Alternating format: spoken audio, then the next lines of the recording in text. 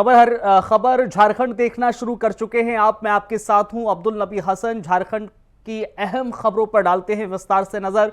झारखंड के स्वास्थ्य मंत्री डॉक्टर इरफान अंसारी मंगलवार रात लगभग 9 बजे अचानक से जामताड़ा जिले के कुंडहित पहुंच गए। वो पश्चिम बंगाल के कोलकाता से लौटते समय कांग्रेस नेत्री पूर्णिमा धर के आवास पर रुके।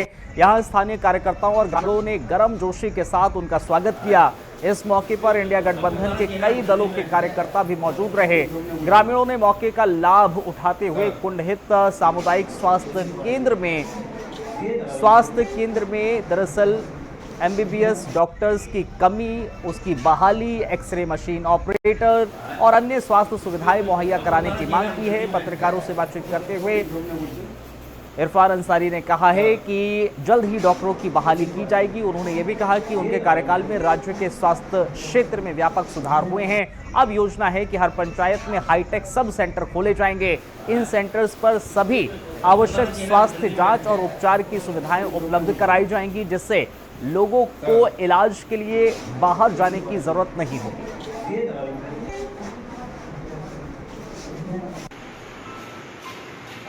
स्वास्थ्य मंत्री की जवाबदेही जब से मिली है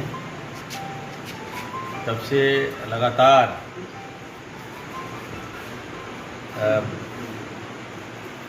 आपको बदलाव देखने को मिल रहा है, राज्य में बदलाव देखने को मिल रहा है और एक शक्ति हमने देने का प्रयास किया है।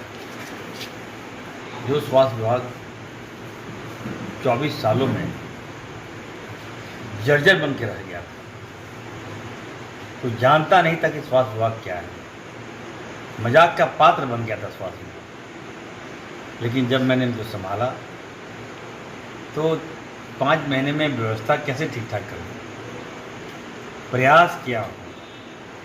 5 महीने में ही हमने एक लंबी लकीर हम खींचने का प्रयास किए।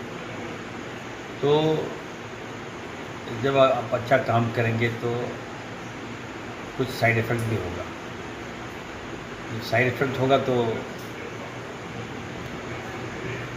कुछ लोग, हमारे विपक्ष के लोग हैं, उनको मुद्दा है ही नहीं उनके पास, ले देखिए स्वास्थ्य। मैं वैसे लोगों से कहना चाहता हूँ जो स्वास्थ्य के बारे में क्रिटिसाइज करते हैं, नहीं करो यार, सुझाव दो कैसे ठीक करें आप बताओ। मैं कहूँगा हॉस्पिटल बन रहा है, रिम्स बन रहा है, पूरा दवाई हम फ्री में देने जा रहे हैं, हेल्थ चेकअप फ्री में देने जा रहे हैं। हजारीबाग में बढ़ते अपराधों ने अब व्यापारियों का सब्र तोड़ दिया है।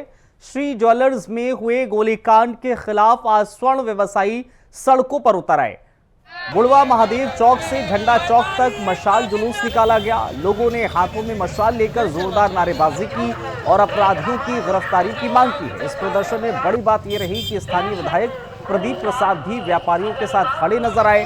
व्यापारियों का आरोप है कि अपराधी लगातार उन्हें निशाना बना रहे हैं, कभी चोरी तो कभी दिन दहाड़े फायरिंग। उन्होंने 48 घंटे का अल्टीमेटम दिया, लेकिन जब कोई कार्रवाई नहीं हुई तो आज उन्होंने हल्ला बोल दिया।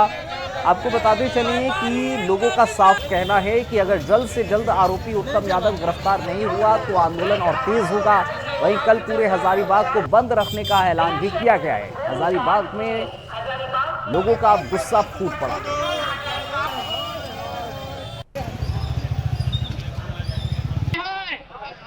हजारीबाग जैसे शांत शहर में इस तरह का आपराधिक घटनाएं होंगी तो यहाँ के लोग बर्दाश्त नहीं करेंगे। सरकार से हम आग्रह करेंगे कि दोषियों पर कड़ी से कड़ी कार्रवाई की जाए और हजारीबाग में जो भी इस तरह की घटना किया है जल्द से जल्द सलाखों के अंदर। देखिए, बहुत निंदनीय है। सरकार सिर्फ वसूली में लगी हुई है, कैसे कोयला बालू से वसूलें, कैसे अंचल से वसूलें। सरकार सिर्फ वसूली की सरकार है, जनता के हित में नहीं कर रही है। तो सरकार को जगाने के लिए हम लोगों ने मसाल जुलूस निकाला है और कल हजारीबाग बंद का ऐलान व्यवसायी संघ के द्वारा किया गया। आज का ये रणनीति आज हमारे सामने सभी व्यवसायी के द्वारा मसाल जुलूस निकाला जा रहा है और कल पूर्णतः संपूर्ण बंदी रहेगी। क्या लगता है दिन जो है टारगेट मिले जा रहे हैं स्वर्ण व्यवसायी, क्या कहेंगे? इससे टारगेट ये लग रहा है कि जैसे किस तरह का सरकार चाहेगी तो इस पे पाबंदी लगाया जा सकता है। क्या गिरफ्तारी हुई है? गिरफ्तारी किसी के 2 दिन बीत चुकी है, अभी तक किसी कोई गिरफ्तारी नहीं हुई है। क्या चाहते हैं आप? हम लोग चाहते हैं कि जो भी दोषी है उस पर जल्द से जल्द कार्रवाई की जाए। देखिए, 22 तारीख को हुए गोलीकांड के विरोध में समस्त हजारीबाग व्यवसायिक संघ के द्वारा आज एक सांकेतिक मसाल जुलूस निकाला जा रहा है, जिसमें आक्रोश व्यक्त किया जा रहा है जिला प्रशासन के प्रति और राज्य सरकार के प्रति। इस राज्य में खुलेआम जिस तरह से अपराधियों का मनोबल बढ़ चुका है, जनता त्रस्त है, कारोबारी एकदम अपने आप को ठगा हुआ महसूस कर रहे हैं कि उन्होंने एक सुरक्षित सरकार का चयन किया था और उनकी सुरक्षा पे सेंध लग चुकी है। आए दिन धमकी, लूटमार, छिनतई, डकैती ये आम बात होती जा रही है। हम लोगों ने एक आक्रोश मार्च किया है। कल हजारीबाग की संपूर्ण व्यवसायिक बंदी रहेगी। जमशेदपुर से खबर है, जहां पर मटकू गांव की महिलाओं ने मैया सम्मान योजना और अबुआ आवास योजना में आ रही गड़बड़ियों को लेकर बीडीओ से मुलाकात की है। महिलाओं का कहना है कि पहले कुछ महीनों तक उन्हें मैया सम्मान योजना की राशि मिली, लेकिन पिछले 1-2 महीने से पैसा आना पूरी तरीके से बंद हो गया। सिर्फ मैया सम्मान ही नहीं, कई ग्रामीण आवास योजनाओं की मंजूरी तो मिल गई, लेकिन अब तक उन्हें आवास आवंटन नहीं हुए हैं।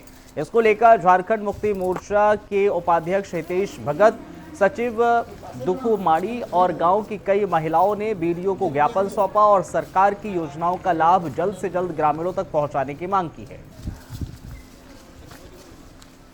साहब, क्या मामला क्या है? तो मैया सम्मान का पैसा 3 बार आया, फिर उसके बाद बंद हो गया हम लोगों का। क्यों तो पता नहीं चल रहा है। पूछने से बोल रहे हैं कि ब्लॉक में फिर से फॉर्म अप्लाई करो बोल के फिर अप्लाई किया थे, उस टाइम भी नहीं मिला। मैया योजना भरे थे, लेकिन हम लोग एक बार भी मेरे को नहीं मिला। हम इतना बार भरे हैं, 1000 भी नहीं मिला और 7000 भी नहीं और 2500 मिला नाटकू से। क्या मामला क्या है? आज हम लोग फुटका के सभागार में बीडीओ साहब को एक ज्ञापन देने आए हैं, जो मैया सम्मान योजना की विसंगति को दूर करने के संबंध में हम लोग आए थे। लेकिन बीडीओ की अनुपस्थिति में हम लोग बीडीओ के जो बड़ा बबू है उसको हम लोग ज्ञापन हम लोग दिए और हर संभव हम लोग बड़ा बबू को बोले कि इस समस्या को अविलंब दूर किया जाए। खरसाबा में बीजेपी प्रखंड कमेटी ने गिरती कानून व्यवस्था, भ्रष्टाचार और सरकारी योजनाओं की विफलता को लेकर जोरदार आक्रोश प्रदर्शन किया। बीजेपी कार्यकर्ताओं ने रैली निकालकर खरसाबा प्रखंड मुख्यालय पहुंचकर सीएम हेमंत सोरेन के नाम बीडीओ को ज्ञापन सौंपा और विधि व्यवस्था सुधार और आम जनता की सुरक्षा की मांग की। जिला परिषद अध्यक्ष सोनाराम बोदरा ने कहा है कि राज्य में भ्रष्टाचार, अपराध और सरकारी लापरवाही बढ़ रही है। अस्पतालों में दवाओं, डॉक्टर्स की कमी और आयुष्मान योजना ठप है। उन्होंने सरकार की नीति और नियत पर सवाल उठाए।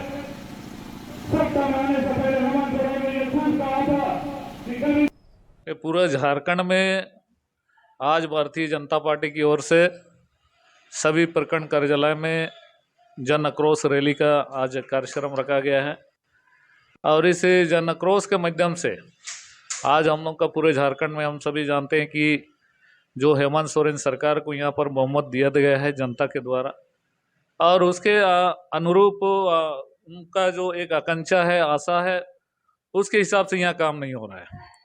हम सभी देख रहे हैं कि यहाँ पर जो हेमंत सोरेन कहा करता था कि हमारी सरकार बनेगी तो गरीबों को मुफ्त में हम बालू देंगे आवास बनाने के लिए, लेकिन आज अबुआ आवास और इंदिरा आवास बनाने के लिए आज बालू 8 से 10 हज़ार रुपये प्रति ट्रैक्टर खरीदना पड़ रहा है। और यहाँ पर ब्लॉक में आप पूरा दलाल का अड्डा बन चुका है।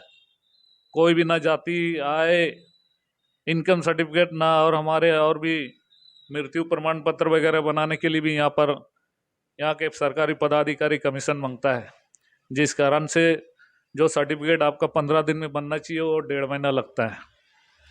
और यहाँ गरीबों को अनाज सही टाइम पर नहीं मिल रहा है और यहाँ मैया सम्मान योजना आधा अधूरा आबादी को मिल रहा है, उसका भी कोई समय पर नहीं मिल रहा है।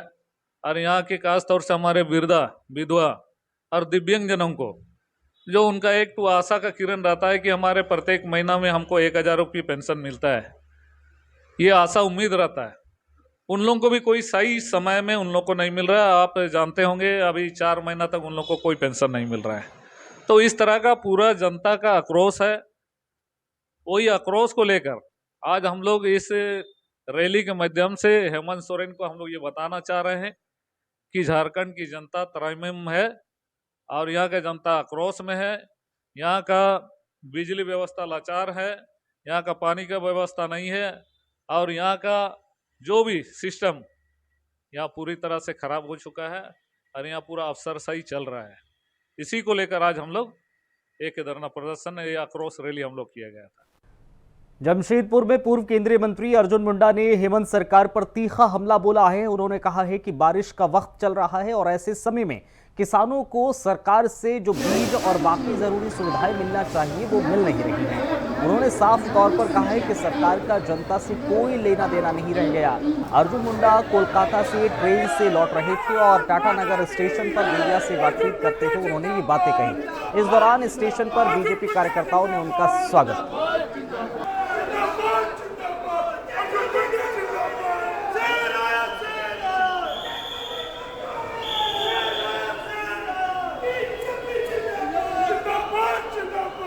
देखिए, ऐसा है कि इस समय में जिस तरह की स्थिति राज्य सरकार और राज्य सरकार के पदाधिकारियों के माध्यम से स्थिति से निपटने के लिए करना चाहिए वो नहीं हो रहा है। किसानों के हित में बारिश का समय है, उसको सही समय पर सही समय पे सारे किसानों को सुविधाएं मिलनी चाहिए, वो मिल नहीं रहा है और बेसुध तरीके से सरकार का काम चल रहा है। जनता से कोई लेना देना नहीं, इसलिए जनता का आक्रोश और उसका नेतृत्व भारतीय जनता पार्टी। कुचाई के नीमडीह गांव में धरती आबा जनजातीय ग्राम उत्कर्ष अभियान के तहत जन सेवा शिविर और जनता दरबार का आयोजन हुआ। विधायक दशरथ गागराई, उपायुक्त नीतीश कुमार सिंह और अन्य अधिकारी मौजूद रहे। ग्रामीणों ने सड़क, पेयजल, शिक्षा, पेंशन जैसी समस्याएं प्रशासन के सामने रखी। उपायुक्त ने सभी शिकायतों से शीघ्र निपटारे का निर्देश दिया, जबकि विधायक ने 5 सड़कों का शिलान्यास भी किया। उन्होंने कहा कि दुर्गम इलाकों में इस तरह के शिविर ग्रामीणों के लिए बेहद जरूरी हैं और लंबित योजनाओं को जल्द पूरा किया जाएगा। और इसके अलावा जहाँ भी जरूरत होगी उसका उपयोग करेंगे। इसके बाद हम फूलों झानों आशीर्वाद उसमें हम सरकार से अनुरोध करेंगे कि हम लोग उसको उस योजना को क्रियान्वयन करने के लिए हम लोग को आवश्यक सुविधाएं उपलब्ध कराएंगे। बाकी यहाँ पे जैसे एसपी साहब ने बताया कि बड़ा खूबसूरत जगह है और देख के इतना और आज का जो बारिश है हमको लगता है उस वजह से आप कुछ कम लोग आए हैं, बट बारिश में इस जगह की खूबसूरती और भी बढ़ जाती है। तो आप लोग बहुत एक तरीके से कहें तो आप स्वर्ग में रह रहे हैं। शुद्ध पानी, शुद्ध हवा, पानी तो कम है तो शुद्ध हवा मिल पा रहा है आपको। हम लोग कोशिश करेंगे कि आपको शुद्ध पानी भी उपलब्ध हो जहाँ जहाँ नहीं मिल रहा है। एक बंधु ने कहा था कि उनके यहाँ पानी की समस्या तो दूर हो गई है, बट सड़क की समस्या अभी भी है। सिल्ली प्रखंड के पंचायत के मारदू गांव में जानकारी मिली है। ग्रामीणों के मुताबिक पुरंदर महतो अपने घर से बकरी और बाहर निकल रहे थे, तभी समय बाघ हमला हुए। उसके बाद दरअसल एक बाघ आ गया और बाघ ने हमला कर दिया। बाघ घर पे रहा, हालांकि उसके बाद वन अधिकारियों को भी सूचित किया गया। खबर आपको पूरी बताएंगे, लेकिन उससे पहले एक छोटा सा ब्रेक ले रहे हैं।